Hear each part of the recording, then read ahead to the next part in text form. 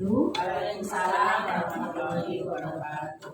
Perkenalkan, nama saya Titin Supriyatin SPD, saya CGP Angkatan 9 dari TK Nurul Amal, Kota Bandung. Puji syukur kita menyambut kehadiran Allah Subhanahu wa Ta'ala. Hari ini kita dapat berkumpul menimba ilmu, Ibu ya, dalam kegiatan diseminasi pemahaman dan penerapan pengalaman budaya positif di sekolah. Apa kabar ibu-ibu semuanya? Alhamdulillah, luar biasa. Allahu Akbar. Tetap bersemangat walaupun siang hari ini. Terima kasih atas kehadiran Ibu Kepala, Ibu Guru, rekan-rekan Ibu Guru semua. Semoga anak-anak Ibu Guru dan sekolah semoga mendapatkan berkah dari Allah Subhanahu wa Ta'ala. Baiklah, ibu-ibu, mohon izin hari ini saya akan menyampaikan mengenai materi budaya positif yang ada di sekolah atau di kelas. Bismillahirrahmanirrahim. Ibu ya. Ini konsep inti mengenai budaya positif yang ada di sekolah itu ya Bu ya. Ada perubahan paradigma belajar, ada disiplin positif, nilai-nilai kebajikan, kemudian kebutuhan dasar manusia, motivasi perilaku manusia, posisi kontrol guru, keyakinan kelas, dan segitiga restitusi. Mohon izin Ibu Guru semuanya dan Ibu Kepala, apakah Ibu dan rekan-rekan sudah ada yang mengetahui mengenai materi ini? Belum. Kita sama-sama Ibu ya, kita sama-sama belajar. Mudah-mudahan apa yang kita lakukan hari ini mendapatkan pemahaman yang mudah berikutnya. Baiklah, mengenai perubahan paradigma belajar. Kita lihat pembelajaran dengan paradigma baru merupakan pembelajaran yang dirancang untuk mengeksplor potensi unik.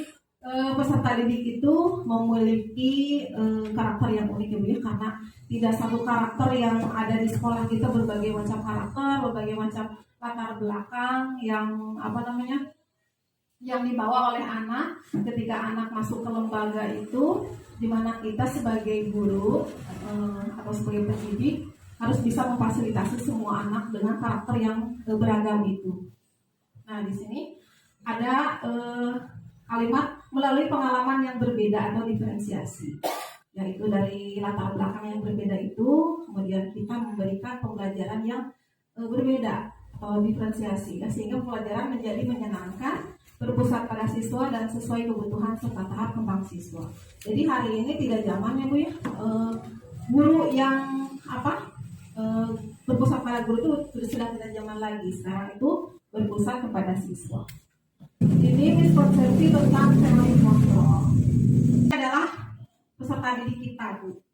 Ini adalah Ibu sebagai guru di sekolah. Terlalu klise ya Bu ya, di setting anak itu harus seperti yang kita mau. Padahal anak itu membawa kodrat alam dan kodrat zamannya gitu ya, sesuai kodrat zaman. Jadi kita sebagai guru hanya bisa menuntun anak sesuai kodratnya. Misalkan anak tahun sekarang lah, diambil tahun sekarang 2023. Otomatis kan anak itu sudah mulai IT, terus sudah lebih lebih terbuka pikirannya gitu mengenai teknologi. Kalau kita hanya menerapkan kemampuan kita gitu, stuck di situ gitu. Bagaimana kabarnya dengan anak-anak zaman sekarang gitu, generasi Z yang harusnya sudah melebihi ekspektasi kita gitu. Seperti itu. Ini miskonsepsi tentang teori kontrol ini, bahwa ilusi guru mengontrol murid. Apakah Ibu setuju dengan itu? Ada yang membuat pendapat tuh, silahkan.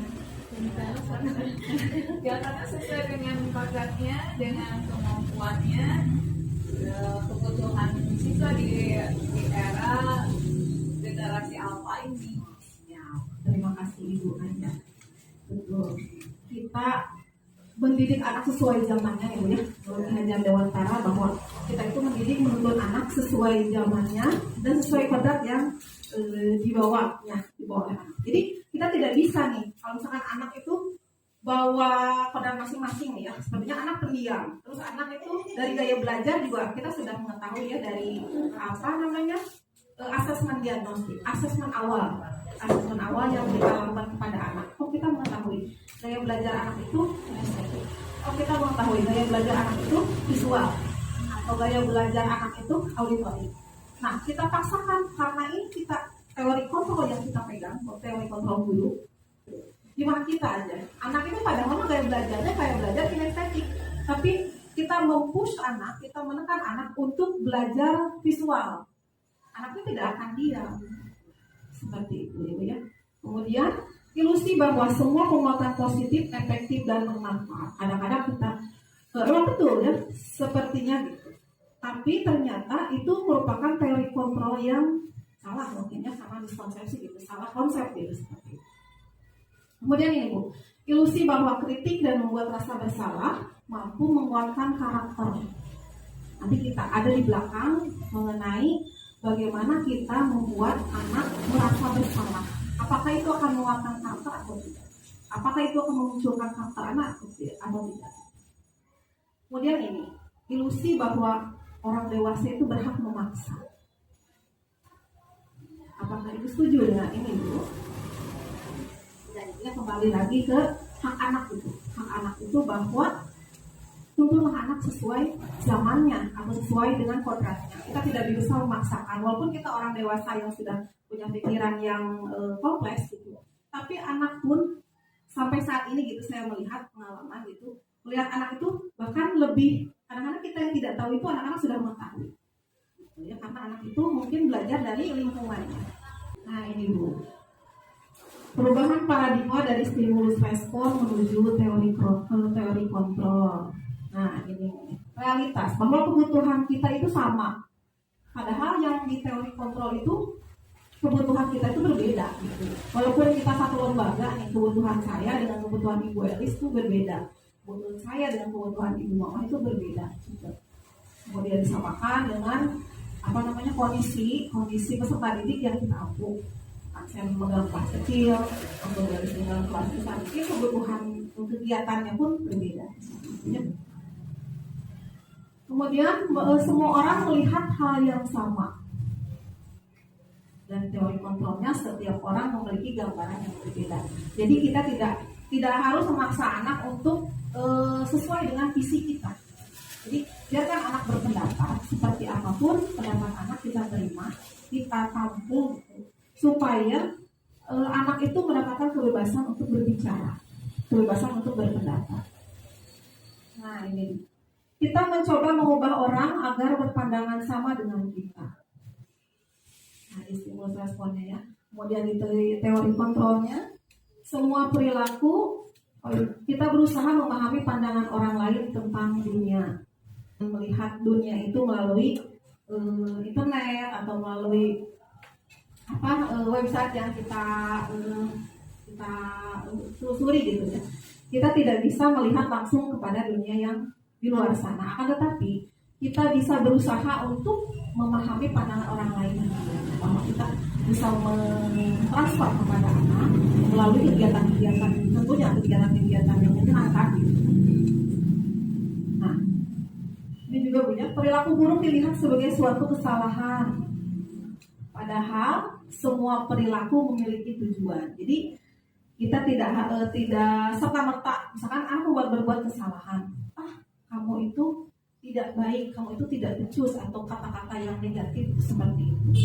Kita gali dulu apa alasan anak itu berbuat demikian. Apakah ada alasan yang memang betul-betul dia bisa pertahankan dari pendapatnya, atau memang dia murni karena keisengan atau kejahilannya. Jadi jangan langsung kita mencap anak sebagai troublemaker ataupun mencap anak sebagai pembuat masalah. Nih, orang lain bisa mengontrol saya. Ya, di teori kontrolnya hanya Anda yang bisa mengontrol diri Anda. Itulah, Ibu. Kita game sedikit ya Bu ya. Ibu berpasangan, yang satu mengepal, satu orang mengepal, satu orang membuka kepalan itu. Ya. Yang satu mengepal, semisal Bu Mama mengepal satu, Bu Elis harus membuka kepalan yang ada di Ibu Mama. Nah seperti itu ya. Ibu yang mengepal harus bisa mempertahankan ya. Baiklah, kita lihat ya. Silakan Bu, dikepalkan. Satu tangan boleh, dua tangan boleh, tiga tangan silakan. Silakan Bu.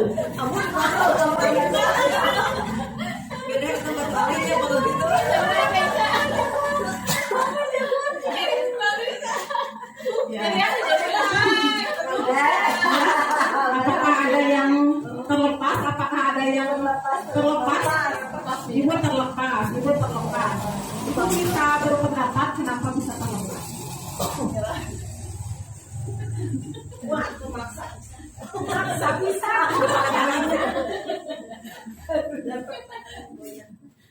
Udah dipertahankan tapi tidak tertahankan. Langsung. Terima kasih. Ibu, siapa yang lupa tadi? Bu Ani, Oh, silakan.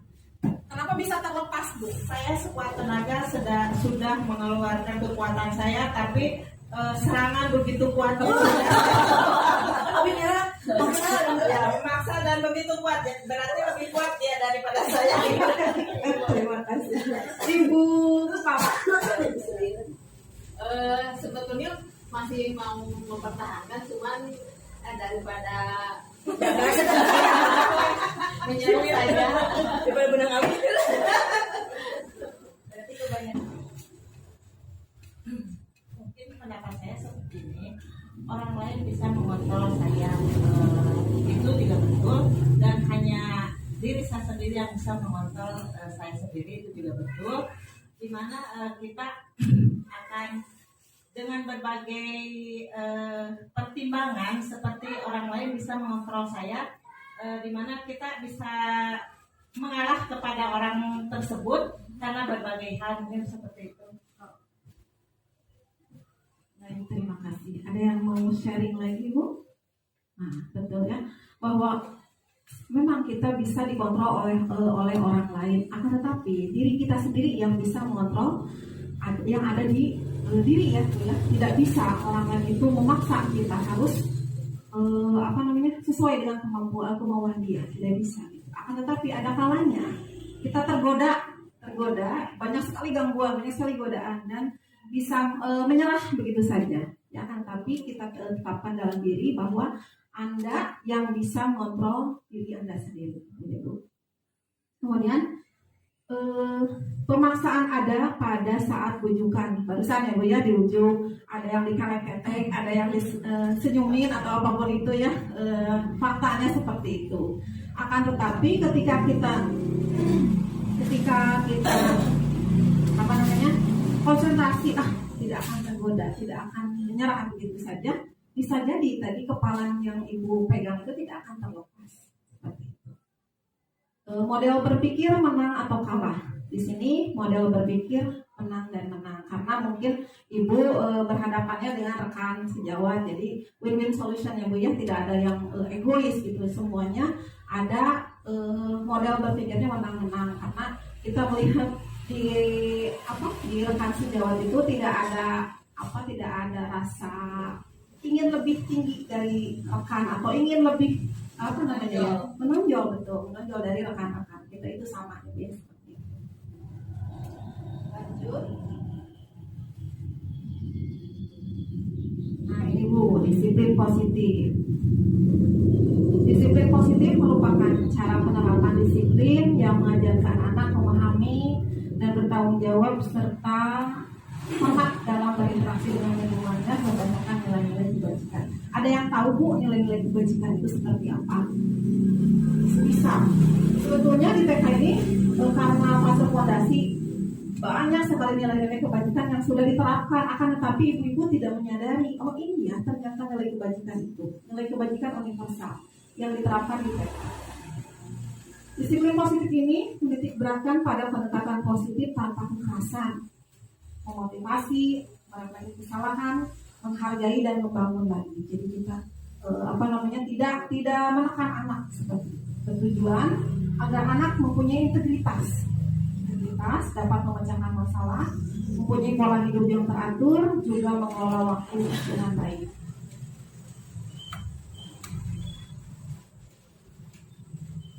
Nah ini Bu, Ibu, nilai-nilai kebajikannya boleh. Nanti dicari lagi, boleh banyak sekali Bu ya nilai-nilai kebajikan yang yang ada gitu, nilai-nilai kebajikan dari institusi atau organisasi. Dulu kita pakai yang 9 pilar karakter ya Bu ya. Di situ kita mencari bahwa nilai-nilai kebajikan yang ada di 9 pilar karakter itu dimasukkan ke RPP atau ke RPPM atau ke RPP ya. Kemudian ada keterampilan hidup atau life skill ya yang disandingkan dengan 9 pilar karakter. Nah ini kita di sini itu ditutup di sini ya Bu ya, mempelajari profil pelajar Pancasila, di mana ini semuanya sudah menyangkut keseluruhan ya Bu ya. Nah ini apa sih Bu kebutuhan dasar manusia? Kebutuhan dasar manusia itu semua usaha terbaik yang kita lakukan untuk mendapatkan apa yang diinginkan. Seluruh tindakan manusia memiliki tujuan tertentu, betul tidak Bu? Oh ya. Ketika kita mendapatkan apa yang kita inginkan, sebetulnya saat itu kita sedang memenuhi satu atau lebih dari satu kebutuhan dasar. Nah, sebelum ke materi, ada yang tahu mengenai kebutuhan dasar manusia? Silahkan Ibu. Ayo Bu, Ibu-ibu guru TK pasti sudah banyak mengalami nih Bu. Salah satunya jalan-jalan, betul kan? Iya, itu kan kebutuhan dasar manusia. Kesenangan, ya kesenangan salah satunya itu ya kebutuhan dasar manusia. Kemudian yang pertama itu apa? Ada yang bisa sharing? Ingin diakui. Betul. Ada lagi Bu? Hidup aman, Aman. sejahtera. Ya, ada lagi? Coba kita lihat. Ini dia tuh. Ada survival, ada love, ada controlling, ada freedom, dan ada fun gitu ya. Ada bertahan hidup, kasih sayang dan rasa diterima, penguasaan, kebebasan, dan kesenangan. Ibu, kayaknya sudah ya Bu ya, semuanya sudah terlampaui atau sudah mengalami gitu ya Bu ya. Apalagi yang kesenangan, yang hobinya jalan-jalan, hobinya kuliner, itu termasuk kebutuhan dasar manusia ya Bu ya. Gitu.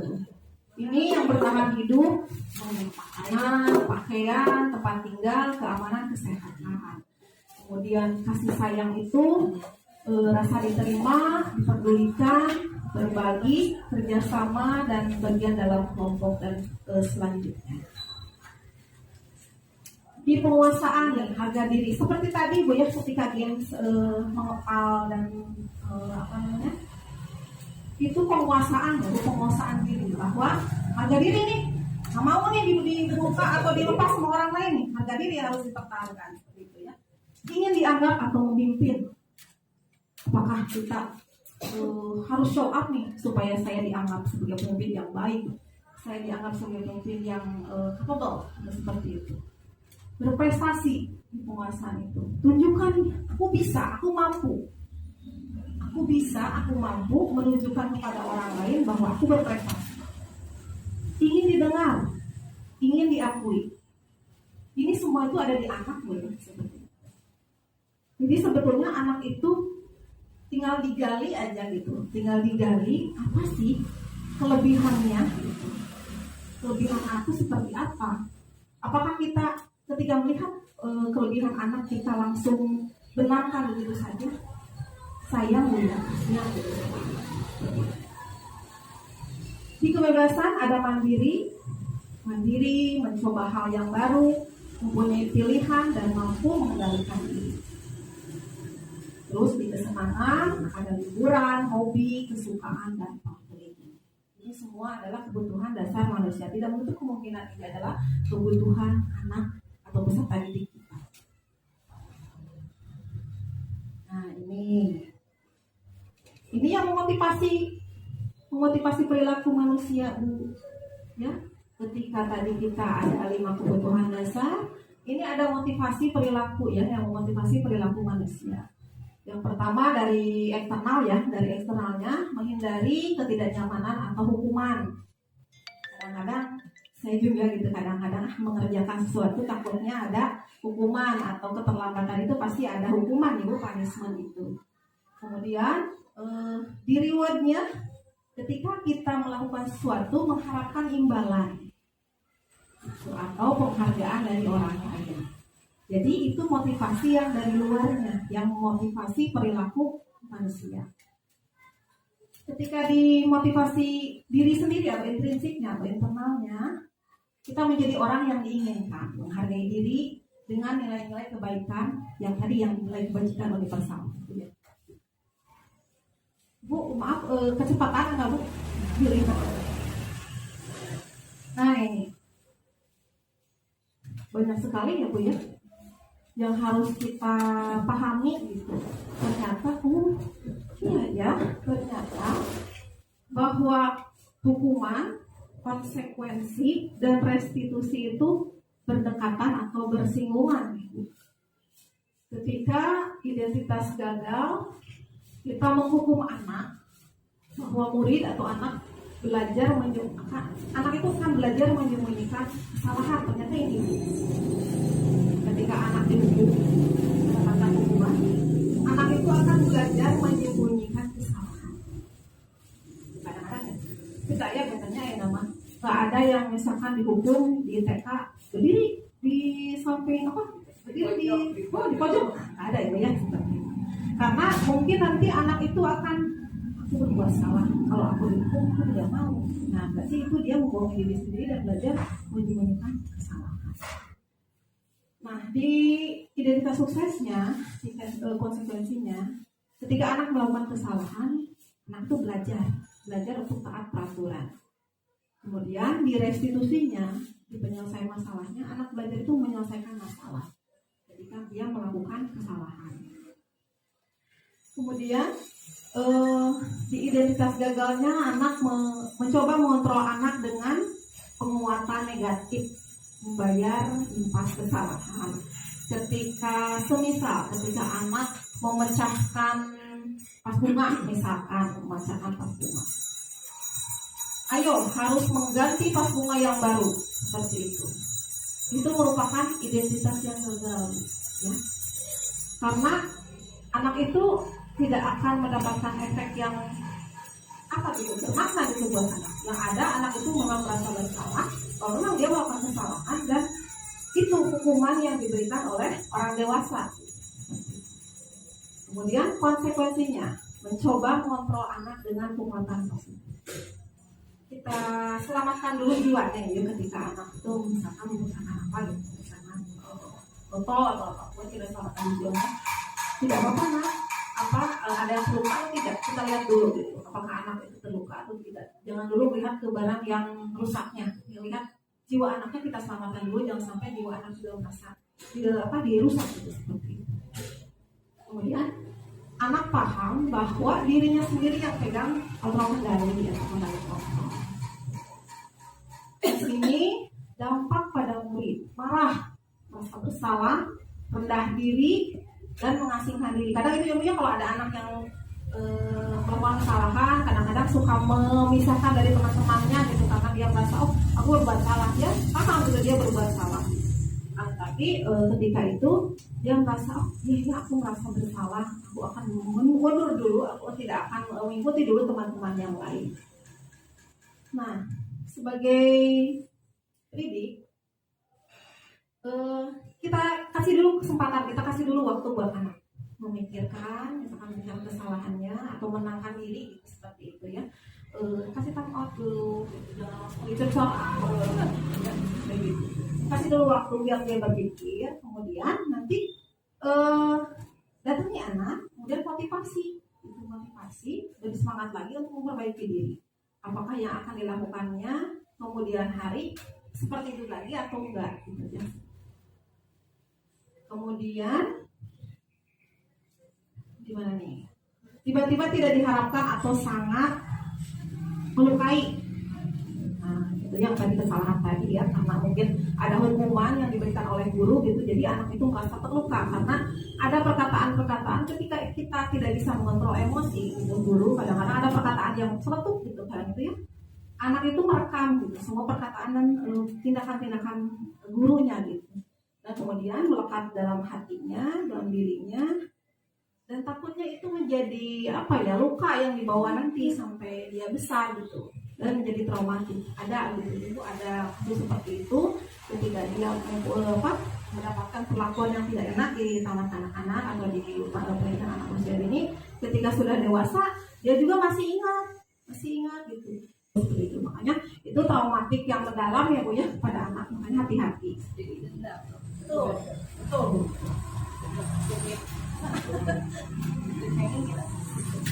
Nah ini Bu, 5 posisi kontrol guru. Nih, ada penghukum, ada pembuat merasa bersalah, ada posisi teman, ada posisi pemantau, dan ada posisi manajer. Menurut ibu-ibu sudah ada di mana? Nggak ada yang berpendapat? Saya sih jadi temannya anak-anak. Boleh. Kalau saya biasa di sekolah jadi temannya mereka juga, jadi manajer juga, jadi bisa jadi teman, bisa jadi manajer. Jadi pemantau juga ya. Semuanya ya. Boleh, silakan berpendapat. Hukuman kalau anak itu udah betul-betul berbuat suatu kesalahan yang tidak bisa ditoleransi ya sama kita, seperti memukul anak temannya. Nah, baru kita kasih tahu, terus ada hukuman biar dia itu tidak melakukan lagi kesalahan itu dengan cara seperti udah meminta maaf. Terus coba kamu tadi coba kamu tadi lagi sendiri udah sakit, nah berarti teman kamu juga sakit. Nah itu jadi hukumannya dia sendiri yang coba. Kalau kamu pukul sama kamu sendiri sakit enggak, jadi hukumannya bukan dengan kita sendiri ya, jadi anak sendiri, jadi mereka tidak akan mengulangi kesalahan lagi. Nah, terima kasih Ibu. Betul ya. Memang ada takaran ya, ada takaran yang disimpan atau diukur oleh ibu guru sejauh mana perbuatan anak itu bisa ditolerir. Tapi apakah benar seorang guru itu harus menjadi seorang penghukum? Dibenarkan tidak Bu? Tidak ya Bu ya. Nah, dari kelima posisi kontrol guru, menurut Ibu yang paling ideal yang mana? Teman. Ya, silakan bebas berpendapat. Saya mau ke sini dulu ya. Bagaimana menurut pendapat Ibu Mira sebagai teman murid, posisi kontrol guru itu sebagai teman? Silakan. Ya menurut saya lebih tepatnya lebih di teman aja. Jadi kan kalau di teman anak pun ada kedekatan dengan kita, apapun mereka bisa ceritakan, kita pun bisa masuk ke dunia mereka juga gitu. Jadi enak tuh gitu. Terima kasih. Jadi anak itu bebas curhat gitu ya, seolah-olah di sekolah itu ada teman baru selain teman sebaya, ada teman baru, anak ibu. Baik, ada yang mau berpendapat lagi? Ibu Elis belum ini suaranya. Ibu Elis dari kelima posisi kontrol guru, mangga disilakan. Menurut Ibu?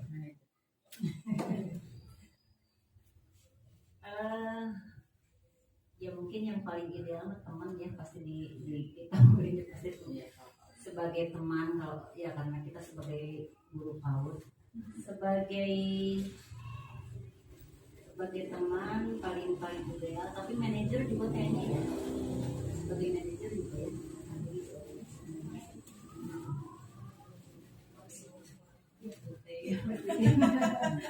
Bangga Ibu Mama. Tapi kadang-kadang kita tuh sudah tidak sebenarnya membuat merasa ini dulu anak tuh mereka salah gitu kan, udah berbuat salah. Tapi kita ingin meyakinkan ya, jadi ingin membuat anak itu merasa bersalah. Jadi kadang-kadang kan suka dengan olokan ya membuat merasa bersalahnya kepada anak gitu kan. Kalau anak sudah melakukan kesalahan, silakan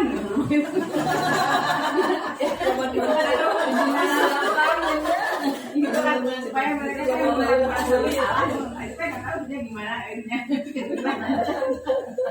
Ada seperti itu gitu kan. Ada lagi yang mau sharing? Silahkan Bu Ayah, mangga.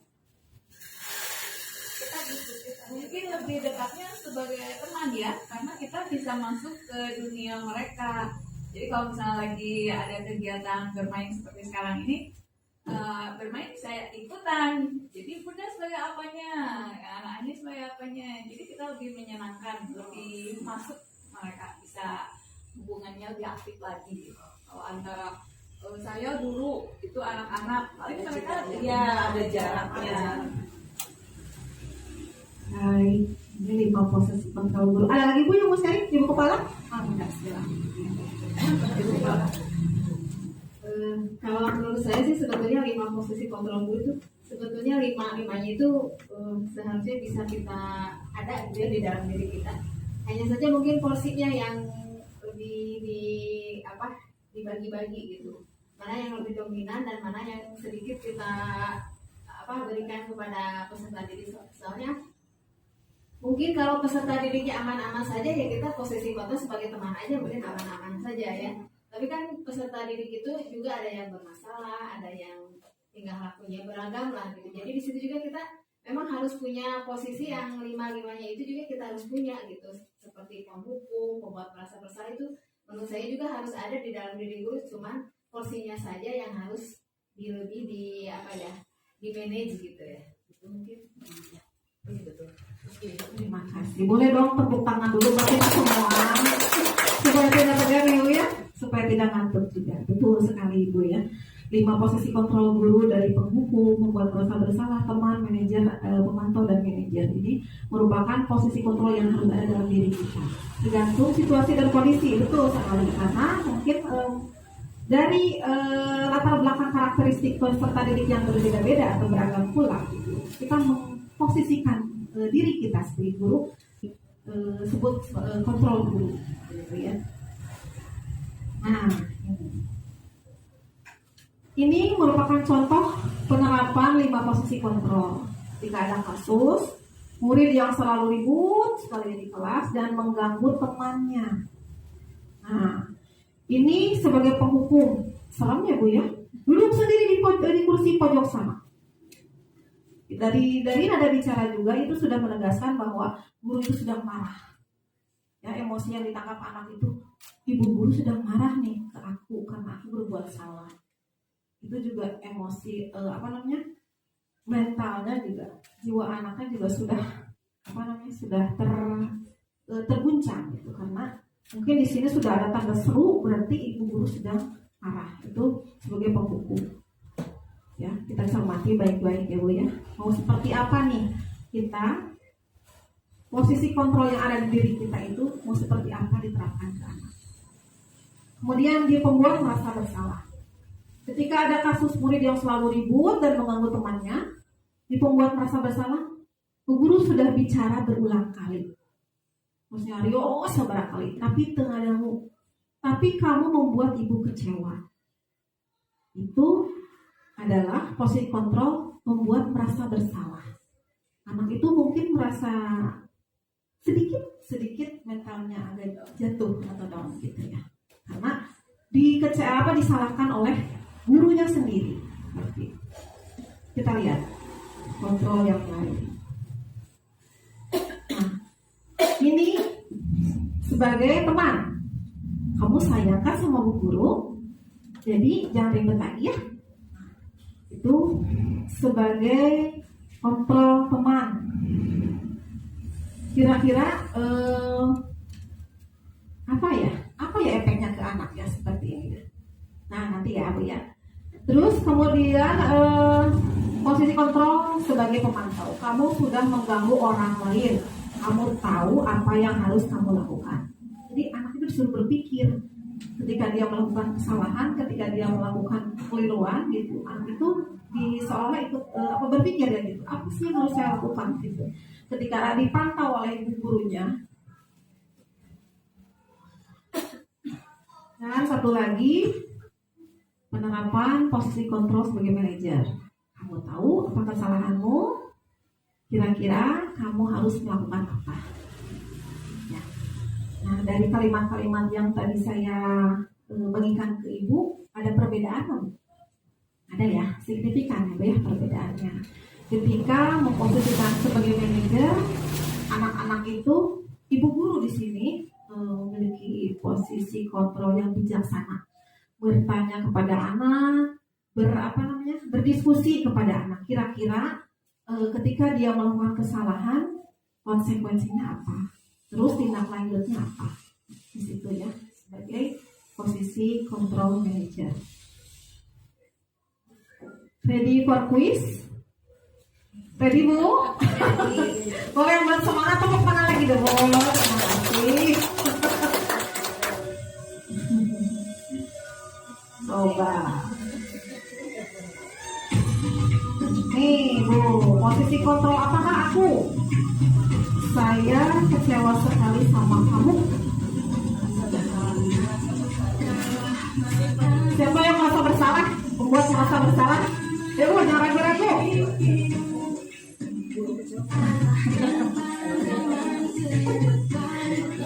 Ya, betul ya, Bu ya? Ya, saya kecewa sekali dengan kamu. Tadi seperti kalimat-kalimat yang sebelumnya ya, membuat anak merasa mentalnya jatuh. Ya, saya kecewa sekali. Nah, ini. Awas ya, kalau ribut lagi, kamu harus duduk di pojok. Pukul. Hebat. Nah, kalau begitu, kamu harus bagaimana kepada teman yang terganggu? Posisi kontrol apa, Bu? Hebat. Ih, hebat-hebat, ini guru senior semua. Nih, oke, tidak apa-apa. Nanti Bu Guru bantu ya.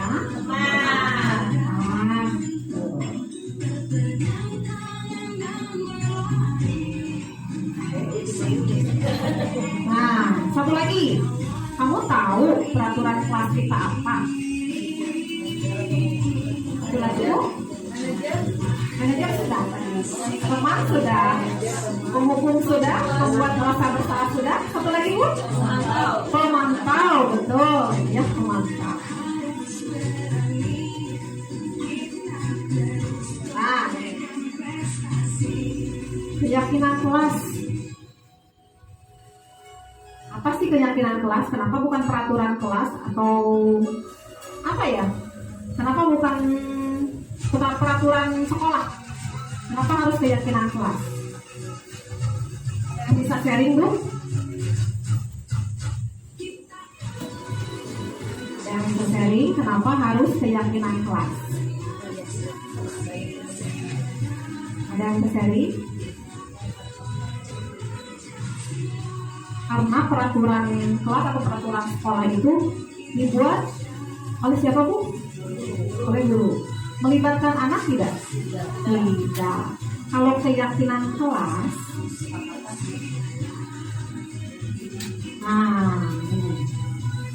bersifat abstrak, melibatkan murid, berupa pernyataan universal, dibuat dengan kalimat positif, disesuaikan dengan kondisi kelas, dan dibuat tidak terlalu banyak.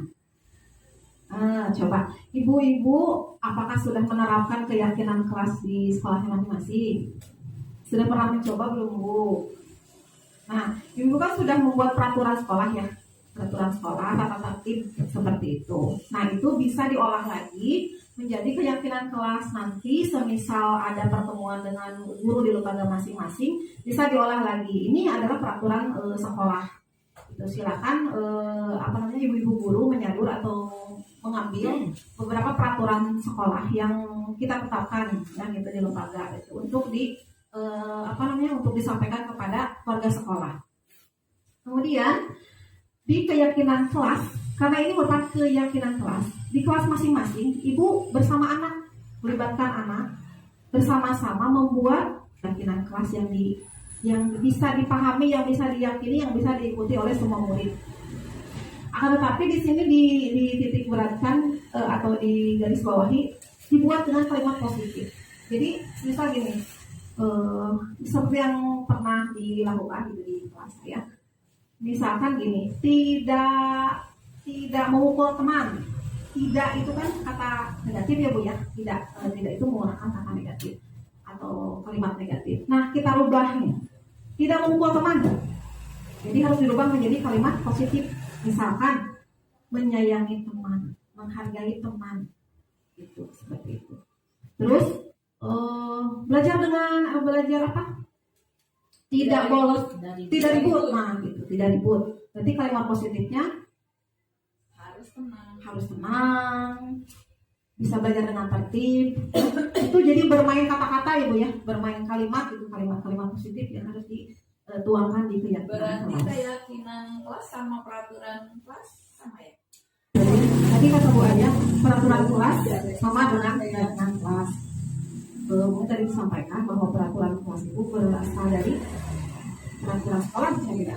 Nah, itu dibuat oleh ibu guru yang tidak melibatkan peserta didik. Kalau saya gini, misalnya kita hari ini kita mau nonton video tentang bercocok tanam. Nah, anak-anak sebelum dimulai kita bikin peraturan sama-sama. Nah, peraturan pertama apa? Anak-anak yang bilangin, jadi brainstorming gitu, surat pendapat. Apa? Tidak ribut. Nah, mereka yang buat ditulis tidak ribut. Jadi tulisan tidak ribut dibesarkan di papan tulis. Nah, seperti itu.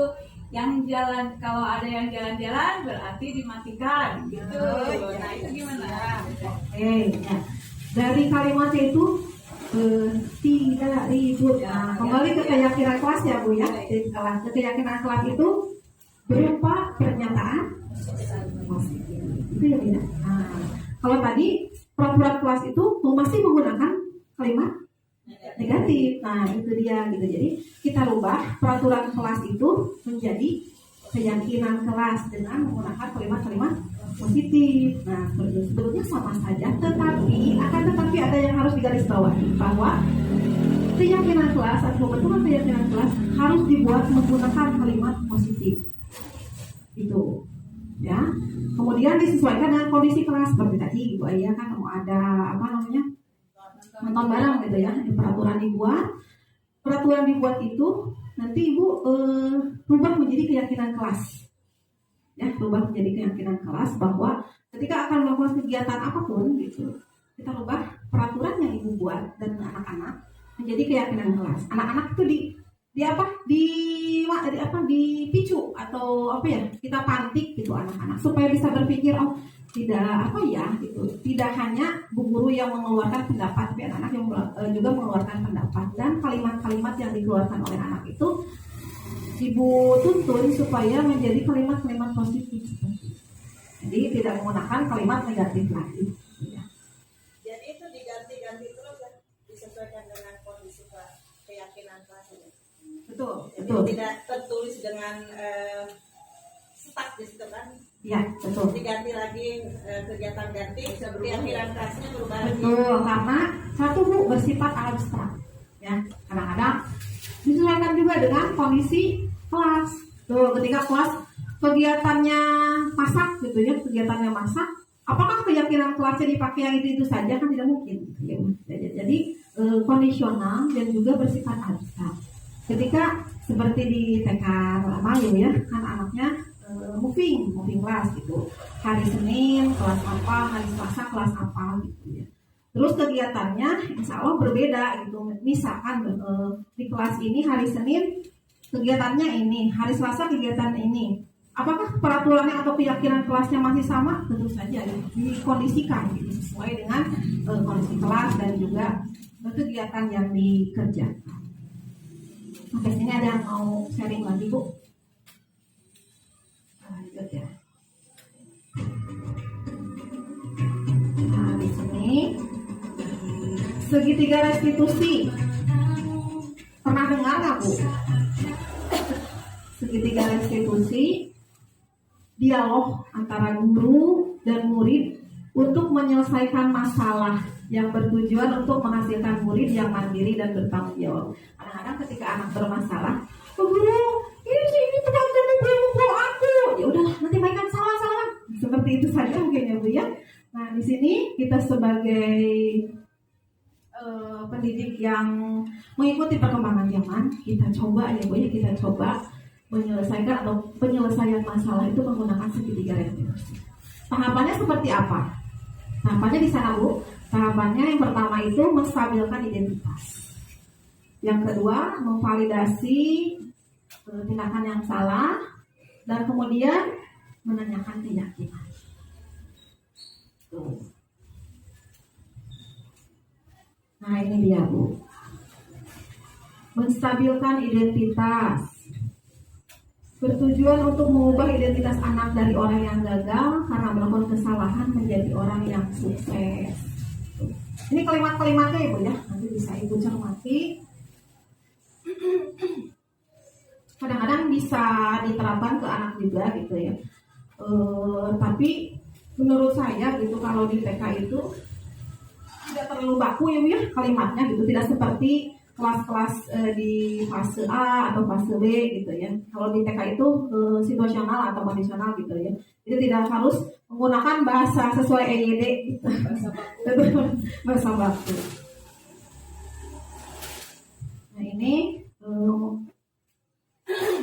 memvalidasi tindakan yang salah. Bahwa setiap tindakan kita dilakukan dengan suatu tujuan, yaitu memenuhi kebutuhan dasar. Ini kalimat-kalimatnya bisa Ibu cermati juga. Itu ini hanya bisa jadi perbandingan. Dan satu lagi, menanyakan keyakinan. Di sini dasar telah termotivasi secara internal, maka anak akan siap untuk dihubungkan dengan nilai-nilai yang dia percaya dan berpindah menjadi orang yang diinginkan.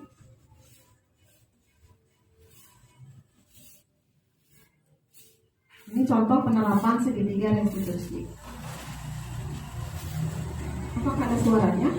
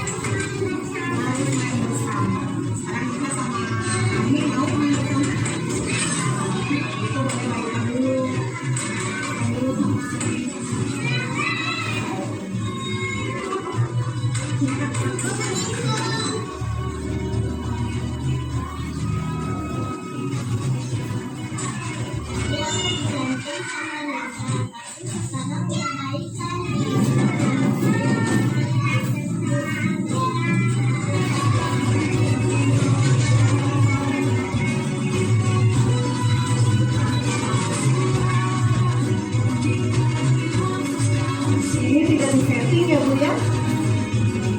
Itu murni acting anak, tapi tidak disetting, tidak saya setting gitu. Tapi betul. Tapi ketika anak tidak setting anak, nanti anak kalimatnya seperti ini ya, dialognya seperti ini ya. Di sini ada keyakinan kelas, anak harus bilang tidak Bu. Tapi anak sudah paham. Jadi tadi ada keyakinan kelasnya bahwa di kelas itu tidak merebut mainan temannya. Jadi kita harus berbagi. Terus tadi tidak memukul, kan menyayangi teman. Itu keyakinan kelas sudah ada, kalimat-kalimat positif juga sudah ada, gitu ya. Nanti ibu-ibu boleh menerapkan ini di lembaga masing-masing seperti ini ya, untuk tahapan segitiga restitusi dalam penyelesaian masalah. Alhamdulillah sudah penutup Bu. Ini kesimpulannya dalam penerapan nilai positif yang selaras dengan standar nasional pendidikan, khususnya pada standar pendidik dan standar proses, diharapkan pendidik mampu menuntun murid untuk menerapkan disiplin positif agar menghasilkan murid yang berkarakter, disiplin, santun, jujur, peduli, dan bertanggung jawab. Terima kasih atas perhatian ibu guru semuanya. Billahi taufiq wal hidayah. Wassalamualaikum warahmatullahi wabarakatuh.